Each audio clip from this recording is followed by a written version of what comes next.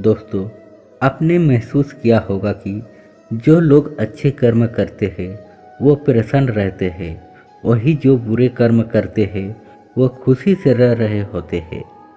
अच्छे कर्म करने वाले परेशान होते हैं कि आखिर उन्हें इतनी परीक्षा क्यों देनी पड़ रही है, जबकि जो अधर्म की राह में है वो जिंदगी का लुत्फ उठा रहे हैं।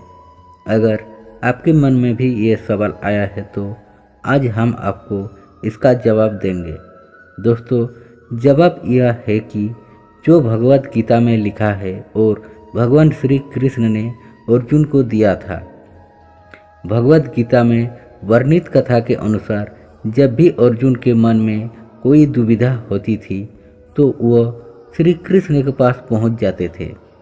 एक बार की बात है, अर्जुन भगवान श्री कृष्ण के समीप आकर कहा कि वो दुविधा में है और इसका जवाब वो श्री कृष्ण से चाहते थे। श्री कृष्ण ने पूछा, क्या सवाल है?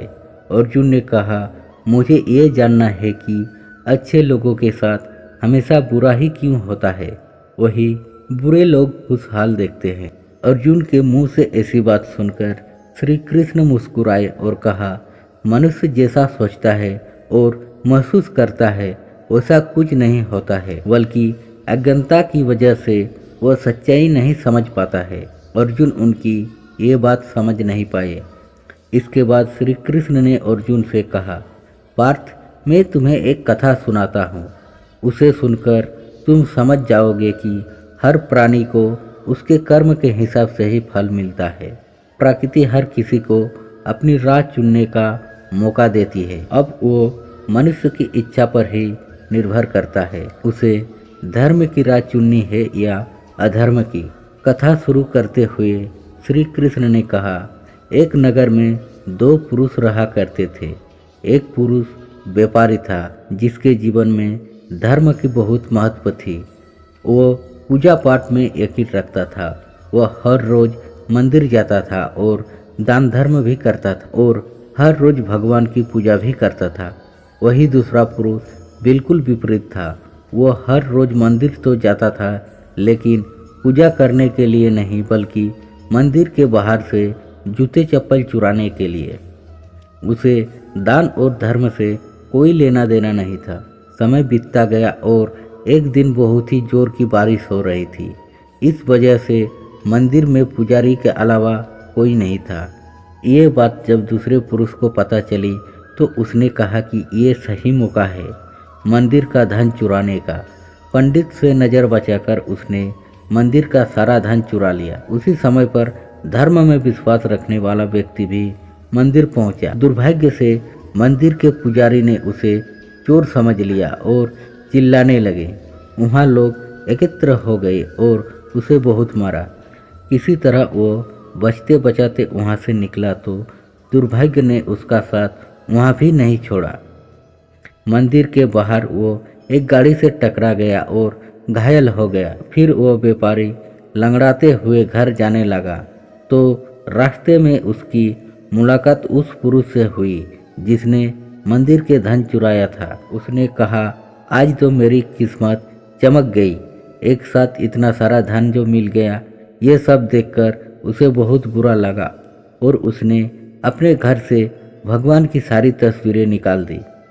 कुछ सालों बाद दोनों पुरुषों की मृत्यु हो गई। मरने के बाद जब दोनों यमराज की सभा में पहुंचे और भले पुरुष ने दूसरे व्यक्ति को देखा तो उसे बहुत गुस्सा आया। उसने क्रोधित होकर यमराज से पूछ ही लिया, मैं तो हमेशा अच्छे कर्म करता था, दान में भी विश्वास रखता था, उसके बदले जीवन भर मुझे अपमान और दर्द ही मिला और इस व्यक्ति को नोटों से भरी पोटली, आखिर ऐसा भेदभाव क्यों? इस पर यमराज ने कहा, पुत्र, तुम गलत समझ रहे हो। जिस दिन तुम्हारी गाड़ी से टक्कर हुई थी वो दिन तुम्हारे जीवन का आखिरी दिन था, परंतु तुम्हारे अच्छे कर्म की वजह से तुम्हारी मौत सिर्फ एक छोटी सी चोट में बदल गई। और तुम इस दुष्ट व्यक्ति के बारे में जानना चाहते हो। दरअसल इसके भाग्य में राजयोग्य था, मगर इसके कुकर्म और अधर्म की वजह से वो एक छोटी सी धन की पोटली में बदल गया। कथा सुनने के बाद श्री कृष्ण अर्जुन से कहते हैं, पार्थ, क्या अब तुम्हें तुम्हारे सवाल का जवाब मिल गया? ऐसा सोचना कि भगवान तुम्हारे कर्मों को नज़रअंदाज कर रहे हैं, ये बिल्कुल असत्य है। भगवान हमें कब क्या किस रूप में दे रहा है मनुष्य को समझ में नहीं आता है, मगर आप अच्छे कर्म करते रहे तो भगवान की कृपा हमेशा बनी रहती है। इसलिए अपने अच्छे कर्मों को बदलना नहीं चाहिए, क्योंकि उसका फल हमें इसी जीवन में मिलता है। इसलिए मनुष्य का फर्ज है कि वो हमेशा अच्छे कर्म करते रहे, क्योंकि भगवान श्री कृष्ण ने गीता में भी बताया गया है कि किसी के द्वारा किया गया कर्म कभी बेकार नहीं जाता, चाहे वो अच्छा हो चाहे बुरा। तो दोस्तों, आज के वीडियो में बस इतना ही। मिलते हैं अगले वीडियो में, तब तक आप अपना ध्यान रखिएगा।